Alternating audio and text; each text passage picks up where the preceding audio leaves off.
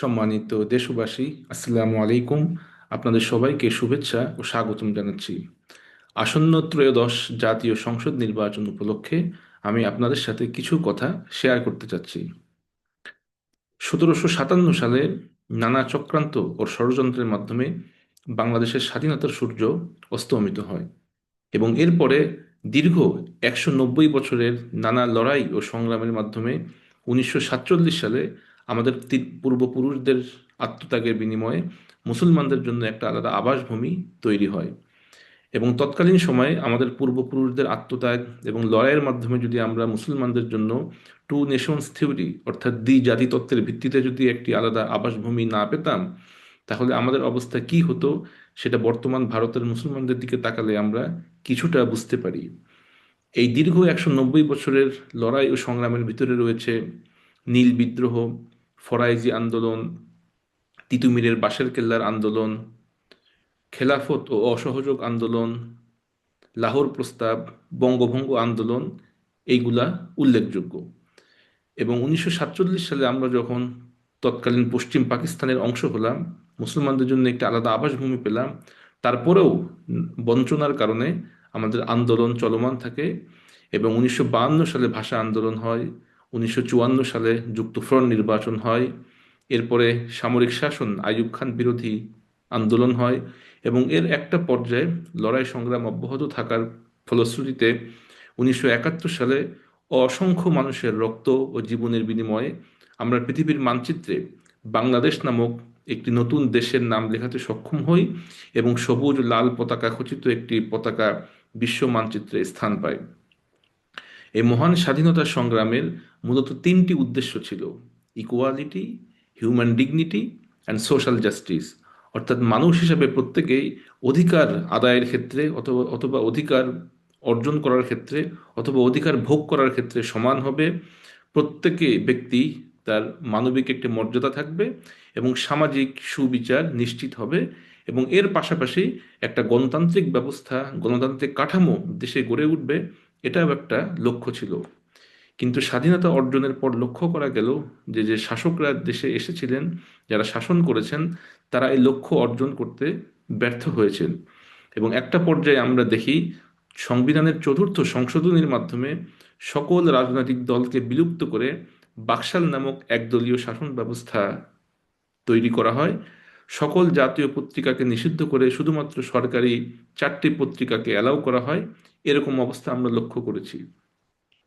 ধারাবাহিকভাবে আমরা এটাও লক্ষ্য করেছি 1982 সাল থেকে 1990 সাল দীর্ঘ 9 বছরের সামরিক শাসন আমরা লক্ষ্য করেছি এবং এক পর্যায়ে সকল রাজনৈতিক দলের আন্দোলনের মাধ্যমে 1990 সালে একটি গণতান্ত্রিক ব্যবস্থা গড়ে ওঠে এবং 3 জোটের রূপরেখার মাধ্যমে গণতান্ত্রিক ব্যবস্থা গড়ে ওঠে।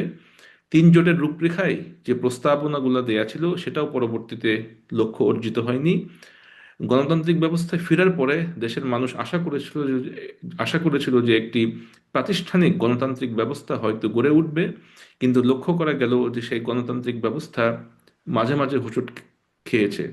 একটা পর্যায়ে আমরা দেখেছি ষষ্ঠ যে পার্লামেন্ট নির্বাচন হয়েছে, সেটা নির্বাচনের মাত্র 4 মাসের মাথায় সেই সংসদকে ভেঙে দিতে হয়েছে এবং নতুন করে একটি সংসদ নির্বাচনের আয়োজন করতে হয়েছে।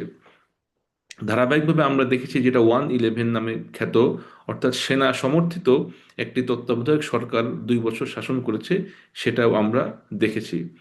এবং সর্বশেষ 2009 সাল থেকে 2024 সাল পর্যন্ত দীর্ঘ এই যে সময়, এই সময় এক দল কেন্দ্রিক, এক ব্যক্তি কেন্দ্রিক একটি শাসন ব্যবস্থা দেশে গড়ে উঠেছিল, যেখানে গণতান্ত্রিক যে কাঠামো, বাংলাদেশের নির্বাচনী যে ব্যবস্থা, সেটা সম্পূর্ণরূপে ধ্বংস হয়েছিল। তিনটি নির্বাচন হয়েছে যেখানে এক দল সেখানে মূলত এই নির্বাচনে অংশগ্রহণ করেছে। কোটি কোটি টাকা দেশের ভিতর থেকে বাহিরে পাচার করা হয়েছে। বলতে গেলে সব ধরনের প্রতিষ্ঠানকে ধ্বংস করা হয়েছে এবং দেশ কার্যত একটা দল বা একটা ব্যক্তি কেন্দ্রিক ক্ষমতার কেন্দ্রবিন্দুতে পরিণত হয়েছিল, যার ফলশ্রুতিতে 2024 সালের জুলাই অগাস্টের ছাত্র জনতার অভূতপূর্ব আন্দোলনের ফলে সেই ফ্যাসিবাদী সরকার তারা ক্ষমতা ছেড়ে আরেকটি দেশে তারা পালাতে বাধ্য হয়। যেই দেশটি বন্ধুত্বের প্রশ্নে কোনো ক্রমে উত্তীর্ণ নয়, এমন একটি দেশে তারা পালাতে বাধ্য হয় এবং একটি অন্তর্বর্তীকালীন সরকার গঠিত হয়। এবং এই সরকারের প্রধানত তিনটি কমিটমেন্ট ছিল। প্রধান বিষয় হচ্ছে যে দেশের মৌলিক কিছু সংস্কার তারা আনয়ন করবেন। দ্বিতীয়ত, এই যে ফ্যাসিবাদ, যারা হাজার হাজার মানুষকে যারা হত্যা করেছে, গুম করেছে, বিরোধী দল ও মতকে যারা নির্মূল করেছে, এবং এই নির্মূল করার ক্ষেত্রে এহেন কোনো কাজ নেই যা তারা করেনি, বিভিন্ন প্রতিষ্ঠানকে তারা দখল করেছে, ধ্বংস করেছে, তাদের বিচার দৃশ্যমান হওয়া, এবং সর্বশেষ একটি ক্রেডিবল, ফ্রি অ্যান্ড ফেয়ার ইলেকশনের আয়োজন করা। এরই ধারাবাহিকতায় আশা করা যাচ্ছে আগামী 12ই ফেব্রুয়ারি, রোজ বৃহস্পতিবার, ত্রয়োদশ জাতীয় সংসদ নির্বাচন বাংলাদেশে অনুষ্ঠিত হবে ইনশাআল্লাহ। এইবারের নির্বাচনটি অন্যান্য নির্বাচন থেকে কিছুটা ব্যতিক্রম। কেন ব্যতিক্রম সেটা আমি সংক্ষেপে আপনাদের সামনে উপস্থাপন করব। এবং একই সাথে এই 12 তারিখে দুইটি নির্বাচন অনুষ্ঠিত হবে। একটি হচ্ছে গণভোট, যেটা আমরা জানি যে ঐক্যমত্য যে কমিশন গঠন হয়েছিল, যেখানে বাংলাদেশের অধিকাংশ রাজনৈতিক দল ওনারা বসেছিলেন, বসে ওনারা আলোচনা করেছেন, এবং যে যে বিষয়ে ওনারা ঐক্যমত্য পোষণ করেছেন সেই বিষয়ে বাকি দেশের জনগণ ওনারা ইচ্ছা পোষণ করেন কিনা, এই সংস্কারের পক্ষে ওনারা মত দেন কিনা, সেই বিষয়ে হা ও না এই গণভোটের আয়োজন করা হয়েছে। বিগত যে তিনটি গণভোট বাংলাদেশে অনুষ্ঠিত হয়েছিল, তার থেকে চতুর্থ এই গণভোটটি খুবই গুরুত্বপূর্ণ, এবং রাষ্ট্রের মৌলিক কিছু কাঠামো এখানে পরিবর্তন হবে। সংক্ষেপে যদি বলি, এক ব্যক্তি 10 বছরের বেশি প্রধানমন্ত্রীর পদে থাকতে পারবেন না, এবং এক ব্যক্তি পূর্বে যেখানে তিনটি প্রধান ক্ষমতার কেন্দ্রবিন্দুতে পরিণত হয়েছিলেন, অর্থাৎ তিনি পার্লামেন্টের লিডার ছিলেন, তিনি প্রধানমন্ত্রী ছিলেন, এবং তিনি একই সাথে দলের প্রধান ছিলেন।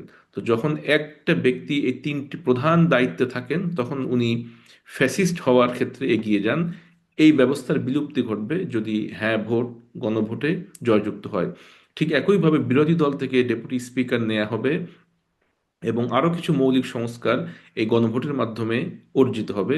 এই জন্যে দেশবাসীর প্রতি আমাদের, আমার পক্ষ থেকে আবেদন থাকবে, এই গণভোটের আপনারা সকলেই হাতে ভোট দিবেন, এবং অপরজনকে সচেতনতামূলক এই গণভোটে যেন হা ভোটে ওনারা ওনাদের মতামত প্রদান করে সেই বিষয়ে উৎসাহিত করবেন। দ্বিতীয় বিষয় হচ্ছে যে অন্যান্য নির্বাচনের থেকে এই নির্বাচনটি খুবই গুরুত্বপূর্ণ এই কারণে যে জুলাই আগস্টের যে ছাত্র জনতা, যারা বিগত 16 বছরের যে ফ্যাসিস্ট শাসন বাংলাদেশে কায়েম হয়েছিল, তাদেরকে তারা উচ্ছেদ করেছে, জগদ্দল পাথরের মতো যারা জাতির ঘাড়ে চেপেছিল, এবং সেখান থেকে জাতির ভিতরে একটা আশা তৈরি হয়েছে যে জুলাই 2024-এর পূর্বের বাংলাদেশ এবং পরের বাংলাদেশ ব্যতিক্রম হবে।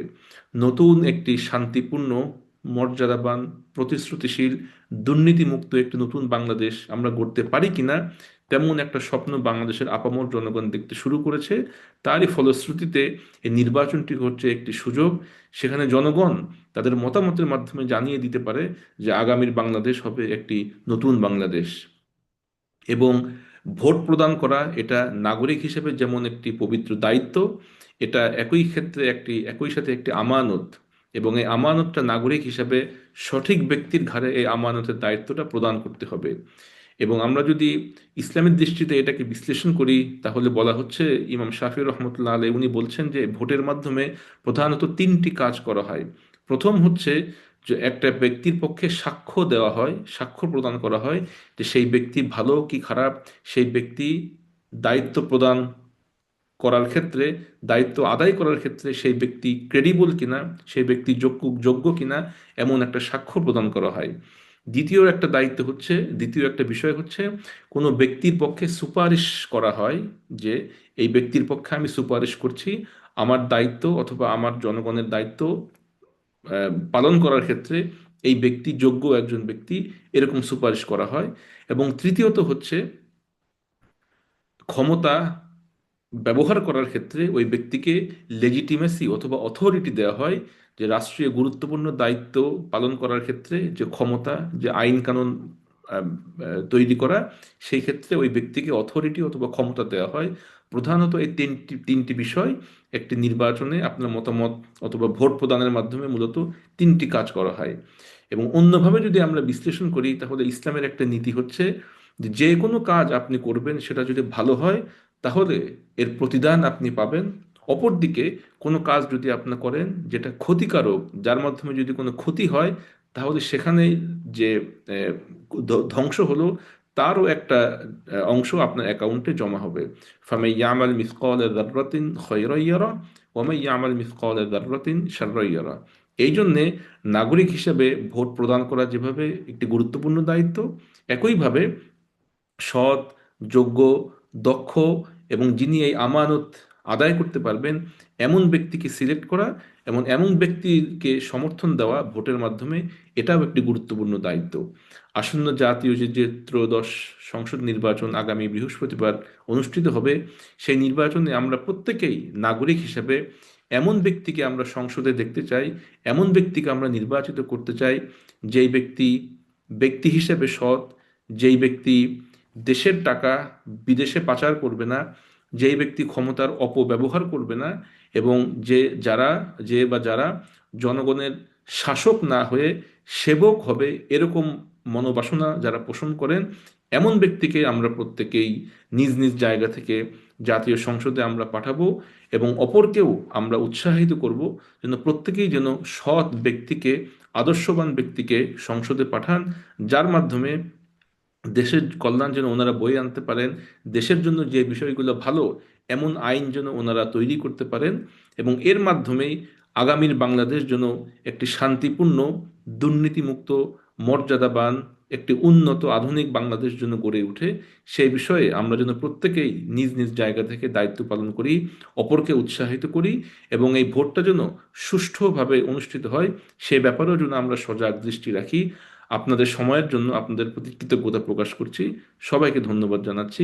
আগামীর বাংলাদেশ যেন সুন্দর ও শান্তিপূর্ণ একটি বাংলাদেশ হয়, আমরা যেন ভবিষ্যৎ প্রজন্মের জন্য একটি আধুনিক, মর্যাদাবান বাংলাদেশ, যেখানে শান্তি বিরাজ করবে, যেখানে আধুনিক যে ব্যবস্থা আছে সেই ধরনের সকল সুযোগ সুবিধা যেন আমরা ভবিষ্যৎ প্রজন্মের জন্য রেখে যেতে পারি, এমন একটি সুন্দর ও শান্তিময় বাংলাদেশের কামনা করে আপনাদের সবাইকে ধন্যবাদ জানাচ্ছি।